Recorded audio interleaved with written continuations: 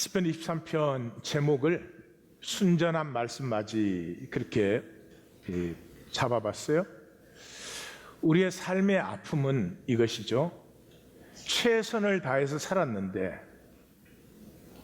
그 후에 처절한 후회, 이렇게 살고 싶었던 것이 아니었는데, 이것이 내가 되고 싶은 모습이 결코 아니었는데, 이게 삶의 아픔이죠. 우리는 모두가 최선을 다해서 살고 있습니다. 잘 몰라서 그러지 게으른 사람도 나름 최선을 다해서 게으른 것입니다. 게으르기가 쉬운 건 아니에요. 정말입니다. 공부 잘하는 학생만 최선을 다하는 건 아니에요. 공부 못하는 학생은 못해도 나름대로 최선을 다해서 자기 자존심도 좀 지켜야 되고 뭐 등등 그렇습니다. 그래서 성경은 그러죠. 종신토록 땀 흘려 수고했는데 가시덤불과 엉겅퀴를 거두는 삶이다.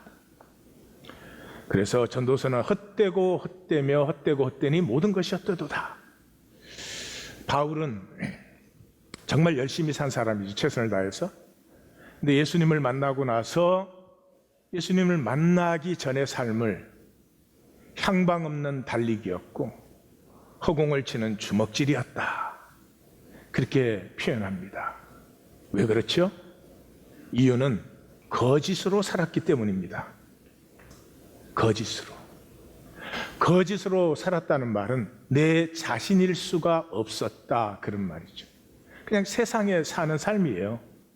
세상에서 내가 하고 싶은 말 못해요. 예상되는 말을 해야 돼요. 사람들이 옳다고 하는 말을 해야지 내 진실 얘기하기 힘들어요. 말만 그렇겠습니까? 모든 것이 다 그러합니다. 그래서 우리 사람은 다 수치와 두려움이 있으니까 삶 전체가 가리기와 피하기죠. 그래서 우리는 모두 돈에 중독되어 있습니다. 돈은 우리를 새롭게 하지는 못하죠. 돈이 우리 존재를 복되게 하고 그렇게는 못하죠. 그렇지만 돈이 있으면 가리기와 피하기가 쉽죠. 뭐가 있는 것 같고 된 것 같고 성공한 것 같고 그런 것이 있는 것이죠. 그래서 성경적으로는 믿음의 반대는 불신이 아닙니다, 여러분. 불신은 가능성이 있죠. 믿음의 반대는 거짓입니다. 페이킹. 제뉴인하지 않은 거죠. 진짜가 되지 못하는 거죠. 그럼 내가 믿는다는 말은 그거 아니겠어요? 내가 하나님을 믿는다 그러면 하나님은 선하시고 하나님의 뜻은 온전하시니까 지금 내가 있는 자리와 상황과 내 모습이 나에게 별로 마음에 들지 아니하여도 이게 모든 것이 합력하여 선을 이루시는 하나님의 섭리 가운데 있으니까 그것을 그대로 받아들일 수 있습니다. 만물을 새롭게 하시는 주님의 역사를 바라봄으로 나의 연약함과 부족함과 심지어 죄악됨도 기꺼이 수용할 수 있습니다. 그래서 내가 나인 것이죠. 그때의 나. 그건 진짜죠. 근데 그렇게 못해요. 우리 모두는 슬쩍 가리고 슬쩍 피하고 그렇게 해서 뭐가 된 것처럼 척하는 거죠. 그래서 마태복음에서 예수님은 이 산상수훈의 한 가운데에서 사람에게 보이려고 하는 것으로 시작해서 제일 끝에 가서 23장에 가면 종교인에 대한 경고에서 다시 거기에서 7번 화이슬 진저를 선포하시는데, 그렇게 사는 이유가 뭐냐? 저들은 사람에게 보이려고 그렇게 산다, 이렇게. 그래서 하나님 임재 앞에서 하나님이 보고 계시는 나를 볼 수가 없어서 그저 사람 앞에 보이는 이 가짜. 그래서 정말 처절하게 열심히 살았는데 언제나 내 자리를 돌아보면 결코 여기가 내가 도착하고 싶었던 자리가 아닌데 이 모습이 내가 원했던 모습은 아닌데 그것을 지울 수가 없는 것이죠. 그 핵심에 하나님의 말씀조차도 하나님의 말씀 그대로 받지 못하는 우리들, 항상 내 마음대로 말씀을 만들어 온 기독교의 그 어리석음과 안타까움이 그게 들어있죠. 그것을 가장 잘 보여주는 시편이 23편이에요. 저는 23편 지난주에 이제 다음 주 본문입니다. 그리고 굉장히 궁금했어요. 다 잘 아는 시편인데 이거 가지고 뭔 묵상을 하나, 이거 가지고 무슨 훈련을 하나 그랬어요. 그랬는데 시편 23편을 그렇게 우리 같이 훈련하고 와서 보니까 아주 대표적인 말씀이에요. 전혀 우리는 하나님의 말씀을 듣지 않는다. 우리 마음대로 갖다 붙인 말씀을 산다 하는 것의 대표적인 얘기예요. 그 23편은 뭐 교회 다닌 사람이라면 한 번쯤은 다 들어본 설교죠. 시편 23편 안 들어본 사람은 없을 거예요. 근데 그 시편 23편 들을 때 항상 나오는 얘기가 양의 이야기들이죠. 양. 그래서 어제는 좀 찾아봤습니다. 뭐 제가 들은 얘기에는 첫째로 양이 이게 좀 멍청하대요. 그래서 목자가 인도해 주지 않으면 독초를 막 먹어가지고 죽는데요. 근데 찾아봤더니 전혀 아니래요. 양이 자기가 먹는 풀을 잘 알고 목자가 그걸 잘못 안내하면 오히려 양이 해를 받게 되는 거죠. 그리고 또 뚜렷이 기억나는 얘기가 이 양이 젖은 풀을 먹으면 설사가 나서 병이 든다고 그렇게 돼 있더라고요. 그거 찾아봤더니 아니래요. 양이 먹는 풀 중에서 제일 좋은 풀이 아침에 이슬 젖은 풀이래요. 그게 제일 좋은 풀이고, 그래서 양이 광야에 살면서도 수분을 충분히 섭취할 수 있다, 뭐 그렇게 나오더라고요. 그 다음에 또 뭐 지팡이 앞에 고리가 있어서 이렇게 잘못 나가는 애는 목을 착 끌어가지고 이렇게 당긴다 그러더라고요. 근데 그것도 제가 보기엔 근거가 없어. 근데 또 기억나는 건 이거 분명히 부흥에 뜨던 얘기 같은데, 계속 그래도 말을 안 듣는 양은 막대기로 다리를 부러뜨린대. 지금 생각해보면 그건 분명히 공갈용이었던 것 같아요. 어쨌거나 시편 23편에는 양이 나오지 않습니다. 우리는 참 마음대로 잘 갖다 붙여요. 아마 누군가 처음에 그런 얘기를 했겠죠. 그 얘기를 들은 사람이 또 하고 또 하고 또 하고 하다 보니까 사실은 말씀이 뭐를 얘기하는지는 전혀 상관없이 그 얘기가 이렇게 돌아가는 거 아닌가 싶어요. 아마 양의 얘기가 나온 가장 큰 이유는 목자가 나오니까 그럴 것 같아요. 목자라는 이 단어는 라라는 단어입니다. 구약에서는 shepherd king, 메시아 왕을 가리키는 것입니다. 물론 목자라는 뜻으로 쓰여진 데도 있기는 있습니다. 그런데도 목자만을 위해서 쓰여지지 않았어요. 그 목자의 이미지가 이렇게 하나님의 왕대심의 이미지를 표현하기 때문에 쓰는 거죠. 그래서 성경에서는 목자라고 하면 메시아 왕이에요. 대표적인 게 미가서잖아요. 미가서에서 그러잖아요. 베들레헴 에브라다야, 너는 유다 족속 중에 가장 작을지라도, 여기 가장 작을지라도 기억해 두십시오. 가장 작을지라도 이스라엘을 다스릴 자가 너에게서 나오는데 그가 여호와의 능력과 이름의 위엄으로 목축하나니, 우리 그렇게 목축으로 번역했는데 목양하나니, 그게겠죠. 이 포로기의 용어입니다. 그래서 이 이사야, 예레미야, 에스겔서에서 많이 나오는데, 에스겔서 34장 23절에는 이 라가 4번 나옵니다. 내가 한 목자를 그들 위에 세워 먹이게 하려니 여기가 목양한다. 그는 내 종 다윗이라, 그가 그들을 먹이고, 또 똑같은 라합니다. 그들의 목자가 되리라. 그러니까 포로로 잡혀가서 이스라엘 사람들에게 제일 큰 질문은 뭐예요? 아니, 왜 우리가 하나님을 믿는데 우리가 멸망했지? 어떻게 예루살렘이 파괴되고 성전이 파괴되고 우리는 포로로 잡혀와 있는가? 우리 하나님이 참 하나님 아닌가? 거기에 대한 답변이 뭐였어요? 저들이 솔로몬을 바라보고 살았어요. 솔로몬 때는 화려하고 의리의리하고 국고성, 병고성에 그 무역이 인도까지 가고 스페인까지 가고, 포로된 자리에 잡혀와서 비로소 깨달았습니다. 그들이 바라봐야 될 사람은 솔로몬이 아니고 다윗이었습니다.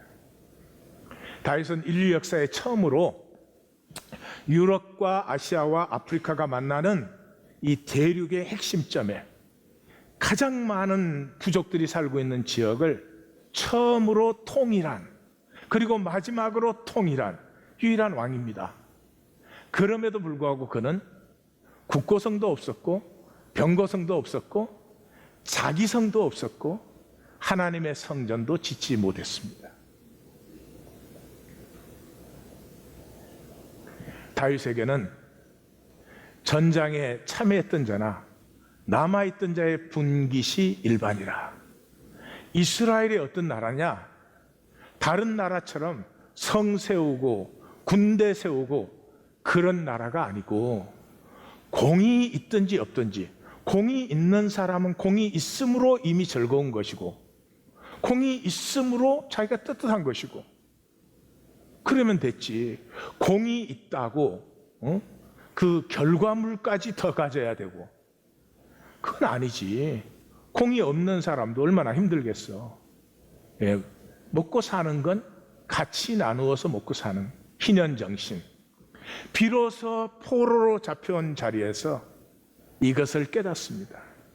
그래서 우리의 하나님은 다른 나라의 제국의 왕이나 황제가 아니라 목자 대신 임금님, 그것을 이제 고백하는 것이죠. 그것이 사실은 23편입니다. 그래서 이 23편을 이 가나다라 읽기로 하시면 딱 걸리는 게 있죠. 자기 이름을 위하여 내 영혼을 소생시키시고 의의 길로 인도하시는 도, 얼마나 스무드하게 나갑니까? 근데 갑자기 내 영혼을 소생시키시고 자기 이름을 위하여 의의 길로, 딱 걸리죠. 자기 이름을 위하여. 네, 이것이 23편의 열쇠이기도 합니다. 자기 이름을 위하여라는 말은 이 포로기의 그 선지자들의 말이죠. 이스라엘과 하나님이 언약을 맺었는데 이스라엘이 그 약속을 버렸어요. 배반했습니다. 떠나버렸습니다. 그러면 이 약속은 깨어진 것인가? 아니라는 거죠. 하나님이 하신 약속이 깨어질 수 없죠. 그래서 하나님은 자기 이름을 위하여서 이 약속을 회복시키는 거죠. 다시 말해서 성경에서, 구약에서 부르는 새 언약이라고 하는 말입니다.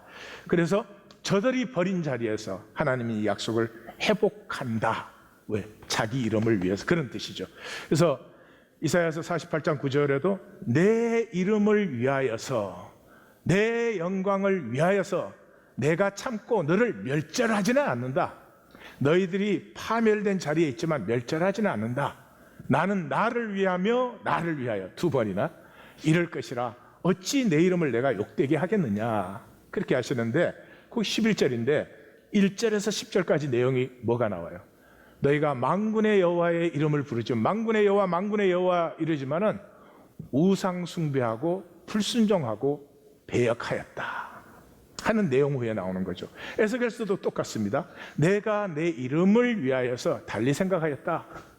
이 언약을 너가 그렇게 버렸어? 그래, 끝장내면 되지. 근데 내 이름을 위하여서, 내 이름을 더럽히지 않으려고 내가 이 약속을 회복시킨다. 끝까지, 그게 14절인데 1절에 13절까지 뭐죠?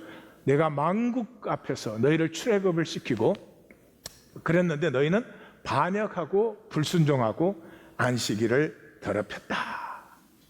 그래서 다윗이, 우리는 자기 이름을 위하여 여호와의 이름으로 그러면 다윗이 생각나죠?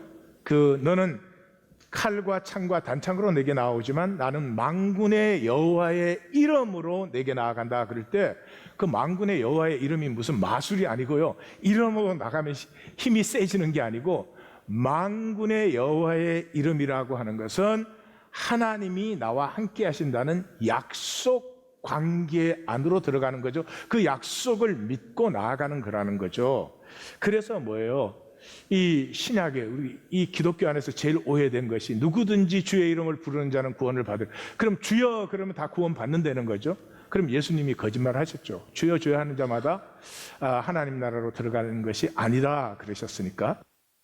그 누구든지 주의 이름을 부른다는 말은 황제가 주인 세상 속에서 십자가에 죽은 예수를 주님이라고 부를 때 그것은 하나님의 언약 관계 속으로 내가 들어간다는 거죠. 근데 이게 이상해졌죠. 주의 이름만 부르면 구원받는 것이고 죽으면 천당도 가는 것이고 뭐 이렇게 되었죠. 왜 하나님은 약속 안에 들어오게 하시고 약속을, 사실은 성경은 창세기에서 요한계시록까지가 약속이에요. 그 왜 약속에 들어오게 하나? 그 약속을 통해서 인격이 이루어지기 때문에 그래요. 인격이. 이하권이가 누구예요? 이하권이의 인격이 이하권이에요. 제가 여러분에게 어떤 걸 보였었어도 뭐 어떤 걸 가르쳤어도 그게 나 아니에요. 물론 관계가 있겠죠. 나의 인격이 나입니다. 하나님은 자기의 형상으로 우리를 창조하시고 그리스도의 장성한 분량이 충만한 데까지 우리의 인격이 자라기를 원하시죠. 그런데 인격은 무엇으로 자라요? 약속으로 자랍니다. 약속. 약속에 얼마나 신실한가가 내 인격이에요. 약속해놓고 함부로 하고 지키지 않는 사람, 인격이 성숙한 사람입니까? 그래서 이게 엘간이라는 단어, 기독교에서 사라진 단어죠. 엘간. 행하는 대로 갚아준다. 하나님이 얼마나 많이 말하세요. 행한 대로 심판받는다. 이게 기독교에서는 없어져 버렸어요. 왜? 주의 이름만 부르면 구원받는 것이 되어서. 그래서 지금 이 기독교, 이렇게 수많은 사람들이 있음에도 불구하고 기독교의 문제가 뭐예요? 성화가 일어나지 않잖아요. 성화가 일어나지 않는다는 말은 구원 없다는 얘기죠. 어떻게 생명이 태어나서 그대로 있어? 그건 뭔가가 잘못된 것이죠. 그래서 이 기독교를 망치는 얘기가 구원의 확신이죠. 구원의 확신. 일단 확신이라는 말은 아주 안 좋은 말이에요. 확신이라는 것은 사람은 이쪽이나 저쪽이나 이렇게 불분명할 때 굉장히 부담스럽고 싫어합니다. 그래서 자기가 한쪽을 정하는 거예요. 나는 뭐 보수야, 나는 뭐 진보야. 이렇게 딱 정해가지고 자기 정한 테두리 안에 있는 것을 확신이라고. 그건 망하는 길이에요. 그건 실제를 만날 수가 없죠. 그런데 그 구원의 확신이 뭐예요? 내가 예수 믿어서 나는 이제 구원받고 정말 하나님의 자녀 되고 뭐 하나님 믿고 산다 이런 거 아니겠어요? 그런 감사와 신뢰가 있겠죠. 그죠? 있겠죠. 근데 그래서 할렐루야 나는 감사합니다. 난 늘 기쁩니다. 그 사람은 가짜일 가능성이 많죠. 내가 얼마나 악해서, 지난주 36편에서 본 것처럼 내가 얼마나 악하기에 하나님이 나 때문에 죽으시냐고요. 그 은혜를 내가 정말 받았다면 두렵고 떨리죠. 두렵고 떨리죠. 어떻게 할렐루야 나는 감사합니다. 그거 안 되죠. 그 왜 그래요? 이 논리를 배웠기 때문에. 기독교 안에 들어와서 이 교리라는 논리를 배웠어요. 논리는 실제가 아니니까 나 구원받았다 기쁘다 그거밖에 없죠. 하나님의 죽으심을 만난 그 심령에 이 말로 다 할 수 없는 어찌할꼬 하나님 이제 나는 어떻게 살아야 되는 것입니까? 이 절반이 빠져 있는 거죠. 그게 실제가 아닌 것이죠. 그래서 사도 바울도 양면이 다 있죠. 로마서 8장 같은 것은 뭐 성경 66권의 대표적인 것 아니에요. 그리스도께서 우리를 위하여 죽으심으로 우리가 구원을 받아서 이제 결코 정죄함이 없다. 그리스도 안에 있는 생명의 성령의 법이 죄와 사망의 법에서 우리를 해방하였다. 사망이나 생명이나 천사들이나 권세자들이나 현재일이나 장래일이나 능력이나 높음이나 깊음이나 다른 어떤 피조물이라도 우리를 우리 주 그리스도 예수 안에 있는 하나님의 사랑에서 끊을 수 없느니라. 맞습니다. 그렇지만 동시에 그렇기 때문에 뭐예요? 고린도전서 9장 27절을 보시면 내 몸을 쳐서 복종한다 그러잖아요. 이건 어마어마한 얘기입니다. 사람은 이렇게 안 됩니다. 나 때문에 죽으신 한 생명을 만날 때 내 삶은 이제 그냥 살 수 없어요. 함부로 살 수가 없어집니다. 내 몸을 쳐서 복종하는데도 불구하고 내가 버림을 당할까 두려워하니로다. 사도 바울이 정신분열병 환자입니까? 아니죠. 이게 같은 실제의 양면입니다. 필리포스는 뭐라 그래요? 내가 얻었다 함도 아니요 이루었다 함도 아니다. 나는 잡은 줄로 여기지 아니하고 앞에 있는 것을 잡으려고 달려간다. 10,000번 죽어 마땅한 나, 10,000번이 무슨 10,000번이요? 10,000번 죽어 마땅한 나, 내가 은혜를 받았을 때 할렐루야도 있을 것 같아요, 분명히. 그렇지만 그건 한참 뒤고 그 은혜를 만나는 순간에 나는 죄인이로소이다. 이 죄를 어찌할꼬.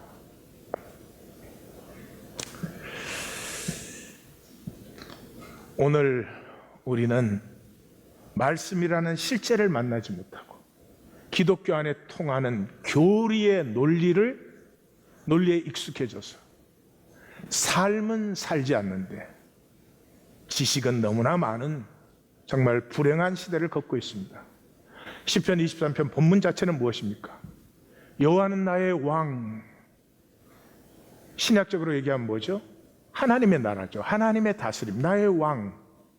내가 하나님의 다스림 안에 있으니 무엇이 부족하리요? 1절과 6절이 대칭이에요. 하나님의 하심을 나타내는 거죠. 그 선하심과 인자하심, 토브, 좋았더라, 헤세드, 나를 따르리니, 펄수한다는 말이에요. 추격한다는 말이죠. 왜 그렇게 표현해요? 이스라엘이 이걸 버렸으니까 하나님의 선하심과 인자하심을 버리고 떠났잖아요. 그런데 하나님의 선하심과 인자하심은 나를 추적해서 여기까지 쫓아왔어요. 그래서 내가 왕의 집에서 하나님의 다스림 안에서 영원히 살리로다. 이게 시작과 마감이에요. 그 안에 2절과 5절은 그렇게 하시는 하나님 안에서 나에게 무엇이 이루어졌는가? 나를 먹이시고 푸른 풀밭에 누이시고는 잘 먹고 배불러서 누운 모습이죠. 나를 먹이시고 쉴만한 물가에서 편히 쉬게 하시고, 그리고 뭐예요? 원수들의 한가운데서 포로로 잡혀갔으니까 갑자기 원수들이 왜 나와요? 어색하지 않으세요? 어색해도 적당히 갖다 붙이면 끝나는 거지. 예, 포로로 잡혀갔으니까 그 원수들의 한복판에 있는데 거기서 하나님이 내게 상을 차려주셔요. 이 상이라는 단어는 쇼한, 그런 단어예요. 쇼한. 이게 하나님의 진설병 떡상으로 제일 많이 나오고, 그 다음에 이제 왕의 식탁. 다윗이 왕의 식탁에서 무비보셋을 같이 먹게 했다 이럴 때 나오는 왕의 식탁. 일반 식탁으로도 나온 데는 있어요. 그러나 전반적으로 하나님의 식탁, 왕의 식탁으로 대부분이 나오죠. 그러니까 그 원수들 한가운데 있는 데서 하나님이 왕의 식탁을 차려주세요. 그 왕의 식탁이 어디예요? 이 멸망한 자리에서도 약속을 믿고 다시 모인 이 사람들, 이 포로된 자리에서 다 떠나갔지요. 그런데도 거기에서 소수의 남은 자들이 모인 그 자리가 바로 하나님의 식탁이라는 거죠. 거기에서 뭘 해줘요? 하나님이 내 머리에 기름을 부으셨어요. 기름은 언제 불러요? 부르심 때 선지자로, 제사장으로, 왕으로 부르실 때 이 기름을 부으시는 거잖아요. 그러니까 이 깨어진 약속인데, 깨어진 부르심인데 거기서 내 부르심을 회복시켜 주시는 거죠. 그래서 내 잔이 넘치나이다. 이 식탁은 의미가 있죠. 왜냐 그러면 시편 78편을 보시면 광야에서 완고한 자들이, 광야에서도 대부분은 광야라는 상황을 봤지 그 광야에 함께 하시는 하나님을 보지 않았잖아요. 그러니까 그 상황을 보는 자들이 뭐라 그랬어요? 하나님을 대적하여 말하기를 하나님이 광야에서 식탁을 베풀 수 있느냐? 이렇게 했잖아요. 그런데 이 사람들은 이 원수들 한가운데, 이 광야 한가운데서 하나님이 왕의 식탁을 우리에게 베푸시고 기름을 내 머리에 부으셨으니 내 잔이 넘치나이다. 그래서 23편의 핵심은 3절과 4절이죠. 여러분 읽으실 때 어색하지 않았어요? 내 영혼을 소생시키시고. 아니 누가 죽었나? 왜 소생을 시키나? 예, 죽었습니다. 이스라엘은 멸망하고 예루살렘은 파괴되었고 성전은 무너졌습니다. 그 자리에서 자기 이름을 위해서 회복하시는 것입니다. 그래서 의의 길, 그러면 의의 길이 뭐예요? 전에는 약속을 지키지 않았는데 이제는 약속을 지키는 새 언약의 삶으로 인도하시죠. 새 언약이 뭐예요? 우리에게 새 영을 부어주셔서 우리에게 새 마음이 생기면 우리의 삶을 통해서 하나님의 새 일이 나타난다. 사랑하는 성도님들, 하나님의 새 일이 우리의 삶에 피어나십시다. 예, 그래야죠. 그거 없이 왜 교회를 왔다 갔다 하는 것이죠? 이해가 가지 않습니다. 뭐 종교에 중독된 거겠죠. 그래서 사망의 음침한 골짜기, 사망의 음침한 골짜기는 욥기에 많이 나와요. 그래서 가나다라 읽기를 하시려면 성경을 좀 읽어 보셔야 돼요. 설교 들은 사람은 가나다라 읽기 할 수 없어요. 사망의 음침한 골짜기는 죽음보다 더 고통스러운 자리예요. 이스라엘이 멸망한 자리가 죽음보다 더 고통스러운 자리인데 그게 두렵지 않아요. 왜? 나와 함께 하신다는 그 약속 때문에. 다윗이 골리앗을 이길 수 있었던 그 약속 때문에. 다윗이 인류 역사의 처음이자 마지막으로 가장 많은 부족들이 얽히고 설켜서 살고 있는 이 팔레스타인 땅을 통일한 그 약속의 능력이 함께하기 때문에 주의 홀과 지팡이와, 우리는 주의 지팡이와 막대기 그랬는데 그게 막대기라는 말은 왕의 그 홀을 얘기하는 것이고 지팡이는 그 구약 성경에서는 그렇죠. 모세가 하나님이 갈 때도 지팡이를 들고 가라 그랬고 홍해를 가를 때도 지팡이를 들고 손을 내어 밀라 그랬고 아말렉과 싸울 때도 지팡이를 들으라 그랬죠. 그래서 그 지팡이는 항상 인도 또는 지휘 이런 의미가 있죠. 주님의 홀과 그 왕권과 지팡이가 다시 말해서 여호와는 나의 왕, 하나님의 다스림 안에, 하나님 나라, 하나님의 통치 안에 있으니 그것이 나를 안위하나이다. 안위한다는 말도 나햄이란 단어인데요. 그 이사야서에서 이제 포로기에서 돌아오는 소망을 선포할 때 뭐라 그러죠? 너희는 위로하라, 내 백성을 위로하라. 그 위로가 나햄, 이 안위예요. 그 성경을 번역하실 때 같이 해주시면 우리가 읽기가 참 쉬울 텐데, 너희는 안위하라, 내 백성을 안위하라. 그러면서 계속 이 나햄이라는 단어가 나오는 거죠. 그래서 원수들의 한가운데서 멸망한 그 포로된 상태 속에서 자기 이름 때문에 약속을 버리지 아니하는 하나님의 약속을 의뢰하는 시편. 이제까지는 내가 약속을 저버리고 살지 아니하였지만 이제는 하나님이 나와 함께 하시는 그 약속 안에 살리라. 이게 이제 23편이죠. 이것을 백성들에게 선포하고 이 낭독하게 하고 하는 이 시인의 가슴 속에는 바로 이스라엘의 회복이 들어있는 것이죠. 그래서 한마디로 말하면 이 23편은 여호와는 왕이고 우리는 그의 백성이다. 여호와는 왕이고 그의 백성이다. 조금 이따 또 같이 그 부분을 보십시다. 그래서 자, 그런데 이제 이 23편을 뭐 우리 마음대로 갖다 붙여서 이제 다 이해를 했죠. 그러면 또 이렇게 질문할 수 있을 것 같아요. 아니 뭐 그래도 그렇게 해서 은혜 받으면 되는 거 아닙니까? 뭐 주로 이제 큐티 뭐 이런 게 그런 거 하는 거죠. 성경 읽고 이제 마음대로 갖다 붙여서 이제 은혜를 받는 것인데, 그럼 제가 질문을 하나 드리겠습니다. 아버지가 얘기를 했어요. 말씀을 하셨는데 아들이 아버지가 무슨 말씀을 했는지 그건 상관없어요. 자기 마음대로 이해를 해.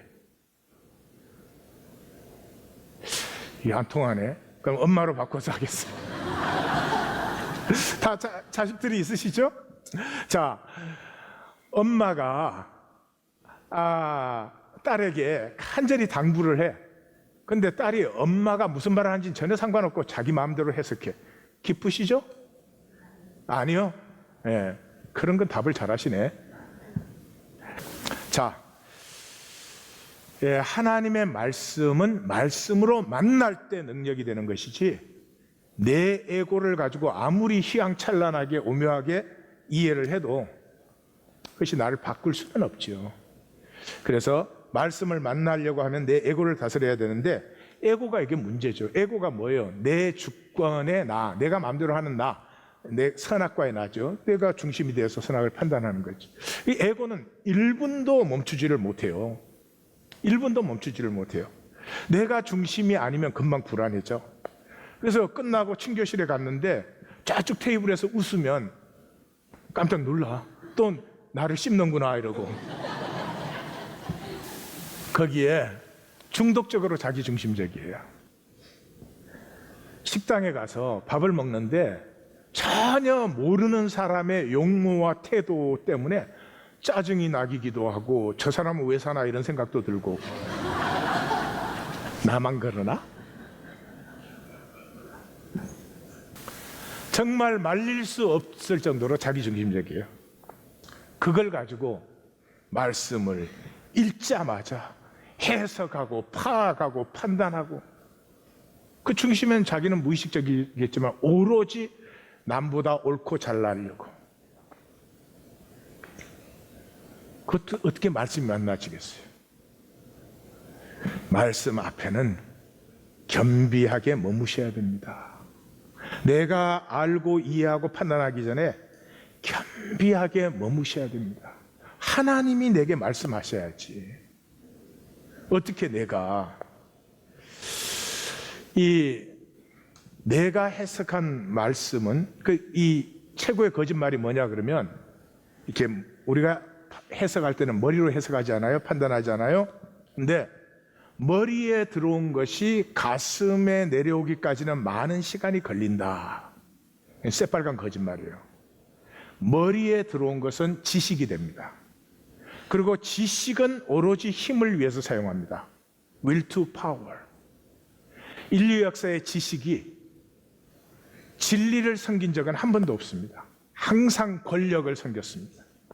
그래서 지식으로 된 말씀은 위로 올라갑니다. 높아지려고 합니다. 절대로 내려오지 못합니다.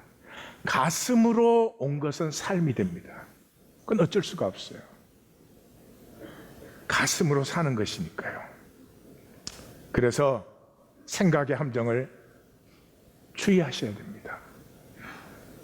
자, 지금 10년째 다이어트를 하는 분이 계셔. 10년째 다이어트를 하고 계시는 분이 있다, 그렇게 생각을 하십시다. 그분은 다이어트를 하시는 겁니까? 안 하시는 겁니까? 안 하는 거죠. 다이어트를 했으면 10년째 하고 있을 리가 없죠. 그분은 뭘 하고 계실까요, 그러면? 10년째 다이어트를 해야 된다고 고민하고 있는 거죠. 근데 고민하는 것을 자기는 다이어트를 한다고 착각을 합니다. 이게 오늘 기독교인들의 모습이에요. 삶은 일상에서 이루어져요. 표정 하나, 말 하나, 선택 하나, 작은, 거기에 삶이 있는데 이상은 높이 세워놨어요. 그리고 그 고민을 합니다.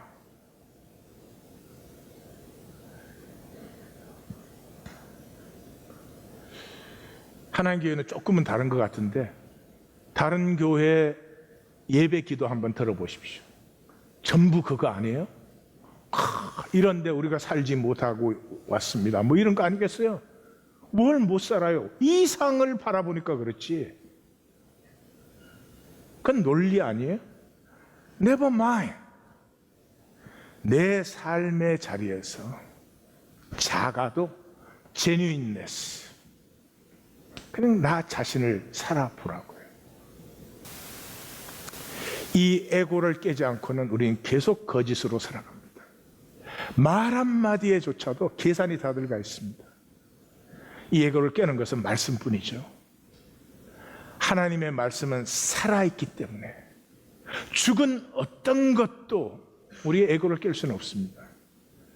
그리고 운동력이 있어서 좌우의 날선 어떤 것보다 예리하게 우리의 홍과 영과 및 관절과 골수를 찔러 쪼개며 모든 것이 드러나게 합니다.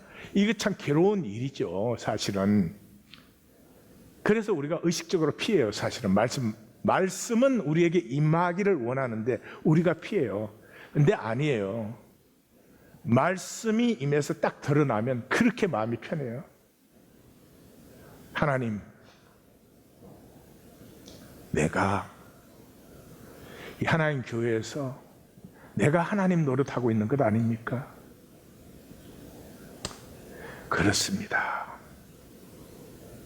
그 인정하고 나면 그렇게 마음이 편해요. 그리고 여유가 생겨요.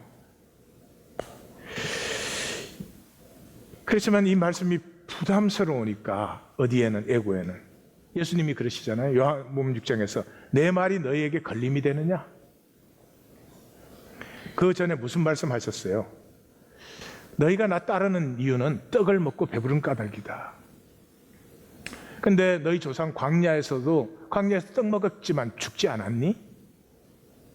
너희가 종교 생활을 하지만 죽지 않니? 내 말이 영이요 생명이야. 내 말을 받아야 돼. 맞이해야 돼. 그때부터 그의 제자 중에 많은 사람이 떠나가고 다시는 다니지 아니하였다. 예수님께서 예루살렘으로 가까이 갈수록 다 떨어져 나가죠. 왜? 에고는 진리와 같이 할 수가 없습니다. 같이 할 수가 없어요. 너무나 힘들고 부담스럽고 아파요. 자, 제가 이렇게 말씀드리면 제가 인간 언어를 가지고 인간 논리를 사용해서 설명을 하기 때문에 성도님들이 지금 제가 무슨 얘기하는지 다 이해하시죠. 이해를 하시지만 내가 보여드리고 싶은 세계는 안 보여요. 그게 무슨 말이냐? 뱀이 보는 세계는 우리가 보는 세계와 완전히 다르죠. 왜냐 그러면 뱀은 적외선, 열을 감지하고 그 혀가 냄새를 맡아요. 그게 신기하죠. 혀가 냄새와 열 두 가지밖에 뱀은 못 봅니다. 그러니까 뱀이 보는 세계는 우리가 보는 세계와 전혀 다르요. 아, 내가 뭐 이 꽃이 이렇게 아름답고 단풍이 들고 이러면 뱀은 내가 거짓말하는 줄 알 거예요. 또 그보다 더 단순한 건 박쥐죠. 박쥐는 초음파밖에 없어요. 그래서 이 초음파가 굉장히 발달되어 있어서 이 탐색하는 초음파, 추적하는 초음파, 분석하는 초음파, 막 초음파 굉장히 발달되어 있습니다. 그걸로밖에 세상이 안 보여요. 뭐 이렇게 누가 뭐 코가 좀 크다 작다 이러면 박쥐한테는 그건 웃기는 얘기죠. 그러면 제가 질문을 드리겠어요. 에고는 세상을 어떻게 볼까요? 에고는 우리의 거짓자하는 세상을 어떻게 볼까요? 어떻게 세상이 보일까? 저를 보십시오. 에고는 돈밖에 안 보입니다. 죄송합니다. 에고에게는 돈밖에 안 보입니다. 남편 안 보여요. 남편이 돈 잘 벌어오느냐 안 벌어오느냐 그게 보여요. 아내 안 보여요. 돈 버는데 도움이 되는지 안 되는지 그거밖에 안 보여요. 자식 안 보여요. 어떻게 하든지 얘 좋은 학교 가가지고 좋은 직장 잡아서 돈 많이 버는 포지션에 들어가야 돼. 그게 보이는 거지. 이 아이가 누구인가? 이 아이 속에는 무엇이 들어있는가? 이 아이는 언제 행복하고 기뻐하는지, 이 아이는 무엇을 아파하고 힘들어하는지 안 보여요. 에고에게는 이 돈과 힘밖에 안 보여요.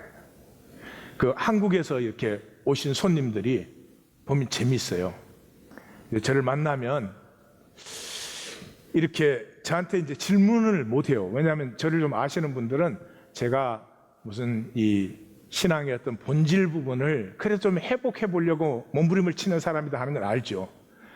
그러니까 참다가 헤어질 때 되면 마지막으로 꼭 나오는 질문이 있어. 못 참고 그걸 참았어야 되는데, 그게 뭐냐 그러면 요새 교회 몇 명 모이세요? 이게 교회가 몇 명 모이는지가 안 들어오면 전혀 감이 안 잡혀. 안 보이는 거예요. 10,000명 모입니다. 그럼 딱 알아. 그렇지만 그 사람에게는 이 교회는 어떤 것을 가지고 몸부림치고 있으며 무엇을 향해서 가고 있으며, 그러기 때문에 어떤 아픔이 있으며 어떤 기도가, 그거 말을 다 이해하죠. 그렇지만 그 실제가 무엇인지 전혀 모릅니다. 제가 이렇게 말씀드리면 이해를 하지만 제가 증거하고 싶은 세계를 성도님들이 보시는 건 아니에요. 보이면 구하고 찾고 두드립니다. 보이면 안타까워지는 거죠. 얼마나 많은 사람이 설교 이해하고 왔다 갔다 하는 것입니까? 에고의 거짓을 대적하십시오. 여러분, 계시록의 7교회 중에서 하나님이 가장 기뻐하시고 하나님이 자랑스러워한 교회는 하나밖에 없어요. 빌라델피아 교회. 스무나 교회는 순교하는 교회니까 위로가 있지만은 하나님이 기뻐하시고 자랑스러워한 교회는 빌라델피아 교회 하나예요. 빌라델피아 교회의 핵심이 무엇입니까? 작은 능력을 가지고 하나님은 나사렛 예수를 통해서 나타나십니다. 로마 황제를 통해서 나타나지 않습니다. 작은 능력을 가지고도 내 말을 지키고 배반하지 않았죠. 하나님과 약속에 서 있었습니다. 우리는 100% 진실될 수 있는 존재가 아니죠. 그래서 하나님 뭐라 그럽니까? 중심의 진실. 내 중심 한가운데는 하나님을 바라봄이 있습니까? 하나님의 세계가 있습니까? 아니면 딴 것이 있으십니까? 거짓을 대적할 줄 아셔야 되고요, 진실을 바라볼 줄 아셔야 돼요. 진실은 이 땅에 우리는 나그네로 지나갑니다. 여기서 얼마나 잘 살았느냐, 멋있게 살았느냐, 사람에게 얼마나 성공적으로 보였느냐, 그런 것이 아니고 이 삶을 통해서 내 인격이 하나님의 형상, 내 존재가 하나님과 하나인 존재로 자라나느냐, 그거밖에 없어요. 마담 보바리라고 한 작품을 아시죠? 플로베르가 썼는데, 플로베르가 이 비극은 실화를 쓴 것입니다. 실화. 그 당시만 해도 하도 이상해서 이 실화를 5년 동안을 리서치해가지고 쓴 작품이 마담 보바리예요. 원래 그 엠마라고 하는 그 여인이 굉장히 부유한 농장주의 외동딸이었어요. 외동딸인데 그 시골 의사와 결혼을 했습니다. 굉장히 신실한 사람이고, 하여튼 그 돈을 낼 수 없는 사람들도 아프다 그러면 다 찾아다니면서 그 치료를 해주고 그런 사람이에요. 그러니까 이 엠마가 재미가 하나도 없죠. 그래서 이제 파리 백화점에 월간 카다로크를 주문을 해가지고, 그때는 그 우편으로 오니까 오면은 그거 보는 게 하루의 일상이에요. 그 화려한 것들, 그 카달로크를 보는 게 아니죠. 그 카달로크가 주는 허상을 보는 거죠. 이걸 입으면, 이런 것을 달고 댕기면 등등등 그런 거겠죠. 결국에 엠마는 이 남자 저 남자를 전전하게 됩니다. 그 남자들 중에 하나라도 엠마를 사랑하는 남자가 있습니까? 없습니다. 다 이용만 합니다. 결국은 자기 돈 다 탕진하고 자기 재산도 상당한데 다 탕진하고 남편의 부동산까지도 탕진을 하고, 그리고 그것이 결국은 드러나자 자살합니다. 신약의 지혜자도의 핵심이 뭡니까? 봄입니다.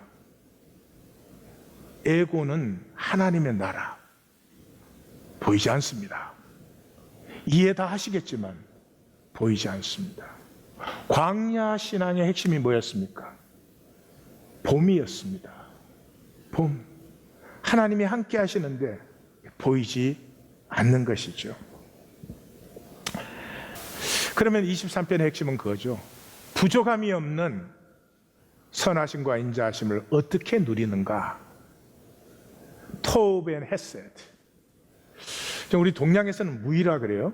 무의 그러면 되게 뭐 노자, 장자를 얘기하는데 공자님도 무의를 얘기하셨어요.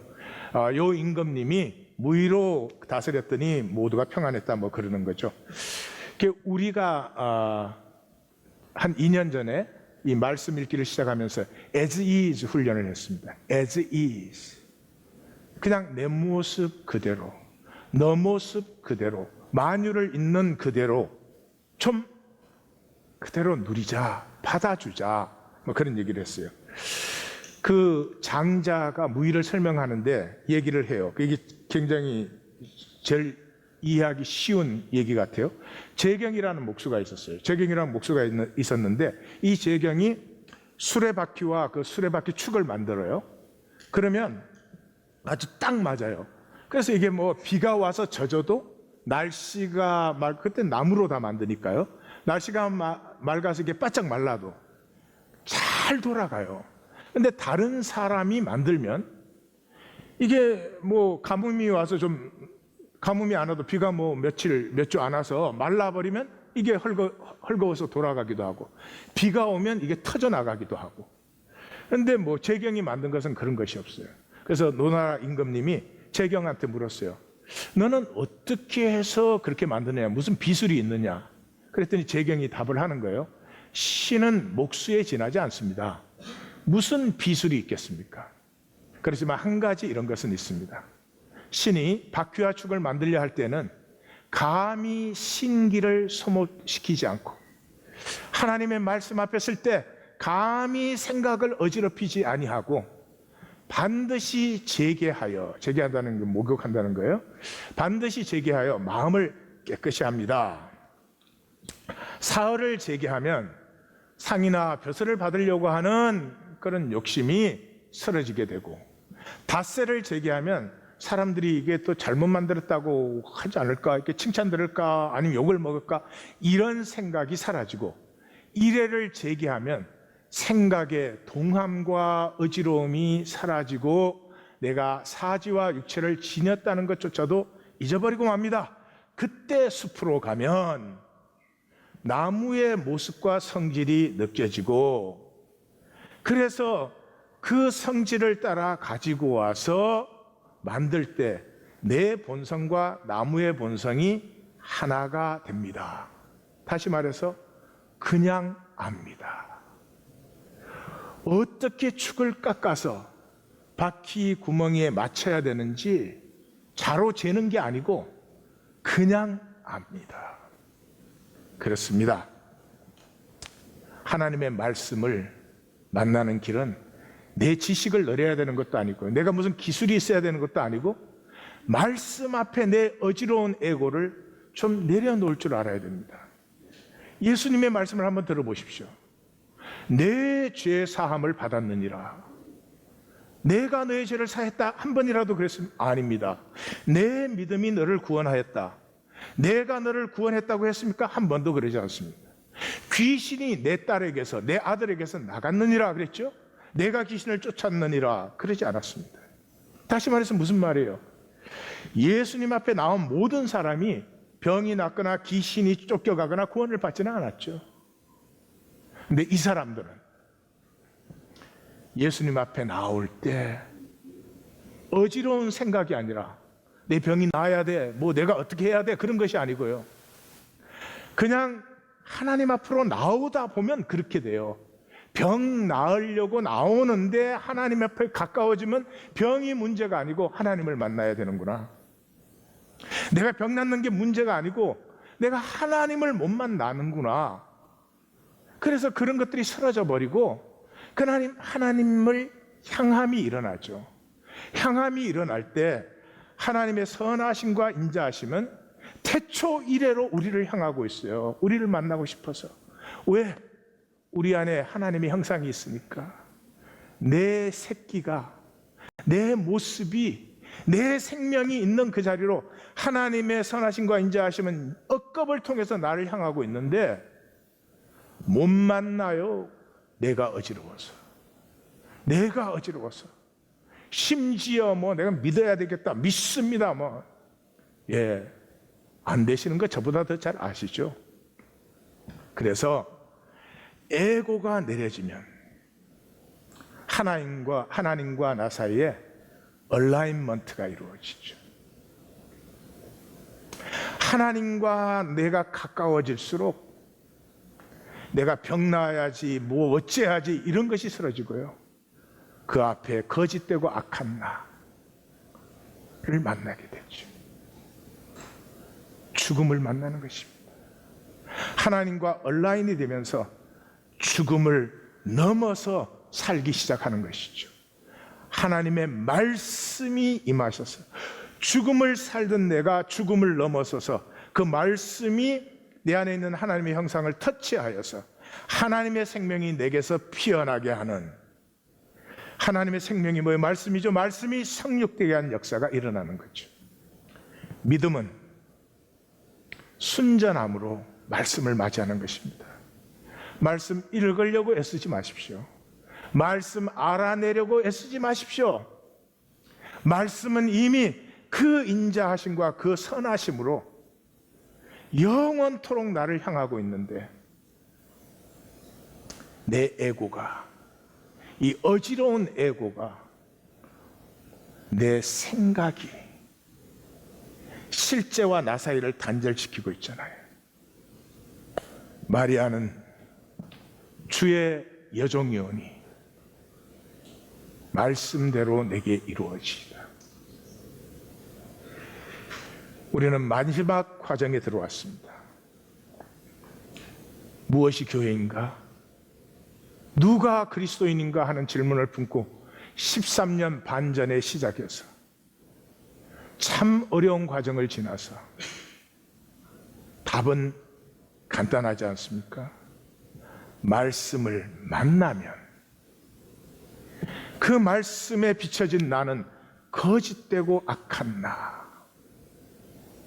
그 말씀 앞에서는 그 거짓되고 악한 내가 죽을 수 있잖아요. 이게 안 죽으면 가려야 되고 피해야 되는데, 그 내가 말씀 앞에서 죽어버릴 때 오히려 그것이 걸음이 되어서 내 안에 억눌려 있던 하나님의 형상이 피어나 성육되는 이 생명의 기쁨과 약속을 누리는 것입니다.